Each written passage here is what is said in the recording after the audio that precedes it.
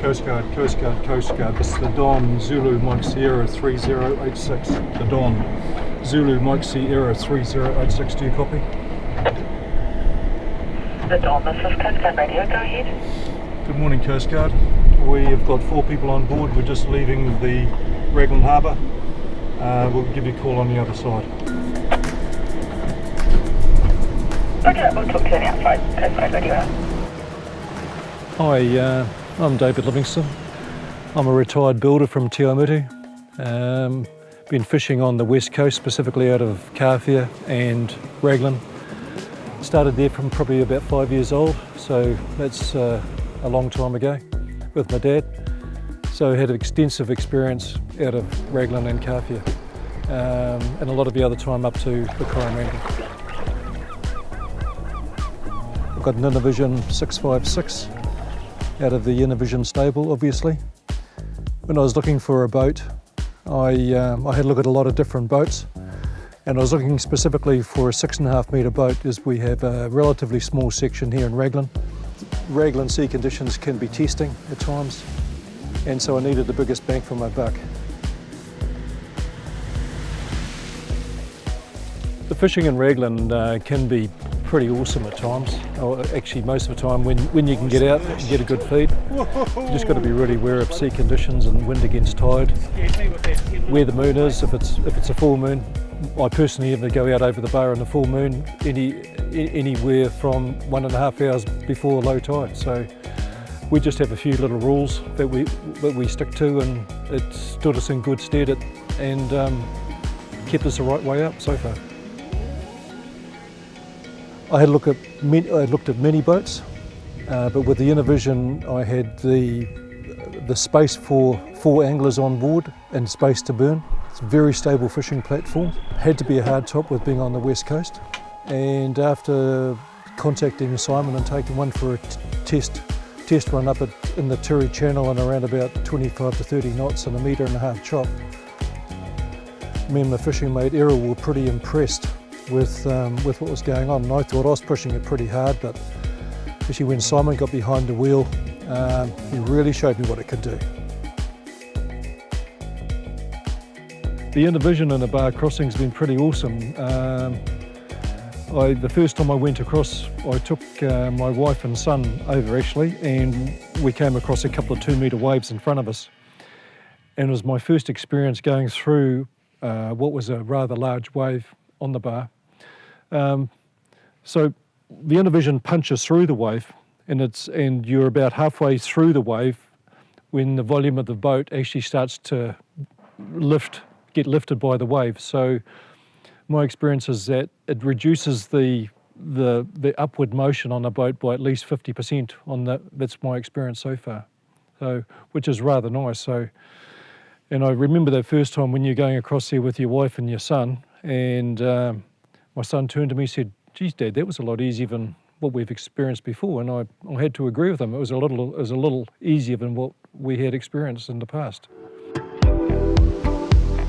The Innovision boat, it's a 6.5 metre plumb bow, so it's got basically a plumb bow, which is 90 degrees to the waterline.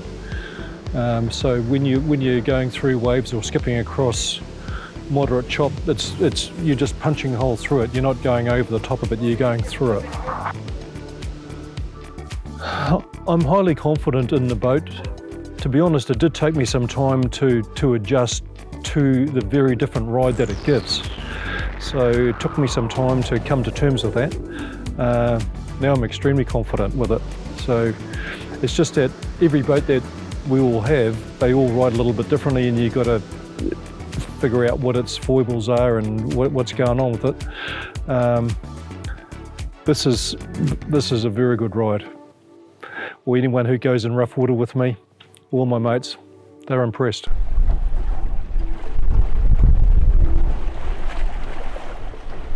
We're just west coast fishermen, gurnard, snapper, kingfish, the odd marlin. It fishes 4, we could fish 6, I just don't need to fish 6. In fact, the boat is significantly bigger than in volume than possibly what we even need. It's a little bit different of a normal 6.5 metre boat. You really need to go and experience to see the volume that's in this boat compared to other like 6.5 metre boats. What I've experienced is with the plumb bow, it allows you to push your helm further forward in the boat and still retain a 1.9 metre bunkhead inside. So with that extra space, it's all deck space. An option extra for the Innovision was the cages on the back of the transom, which is something I'd highly recommend. My fishing mate Errol and my son Mac, that's the first place they head to. Yeah, the build quality is exceptional. Simon and his crew go to lengths just to get everything right. No, I was generally impressed with it. From the first time I viewed the boat and the different boats that were going out through the factory, the weld's attention to detail was right up there, first class. We all have different priorities in our boating, don't we? But the priorities that I was looking for specifically was for its ride through rough water, get me home, get me back over that bar. It's got to be stable at rest when you're out in the water and trying to catch fish. The hard top is certainly one of my priorities. May not be yours, but it certainly was one of mine. And the fishability. So, and the customisation of the boat. You can have anything you like on the boat. It's just the world's your oyster. Any electronics that you desire, so you're not restricted in any way, shape or form. I personally went down the Simrad route because I'd had experience with that brand before and I liked it. There were a few options in engines, but we decided to stick to the Yamaha. It hasn't let us down yet. It's been a very good brand through the number of boats that we've had. It also came with Helmmaster, so that was one of the positives when we're trying to fish over pinnacles. And while we haven't had much of an opportunity to use it at the moment, it's extremely good at manoeuvring around and putting it on the trailer and things like that. But hopefully when we get out east, we'll be looking for some pinnacles and some kingfish to really give it a good test. We've done about 80 hours in it at the moment, just from inshore fishing and to about 30 metres, and then chasing marlin out to the 124 with extended trips to get there and back. The marlin trips going out there were relatively straightforward and basically a flat sea, but the sea conditions changed extensively on the way back. So look, the ride is great. It's just punches through and you can just set it up and come home at 20 to 22 knots and through some pretty gnarly stuff, which I'm impressed. I'm just generally overall impressed with all of the boat. Stability, the ride, everything. It's just exactly what I wanted.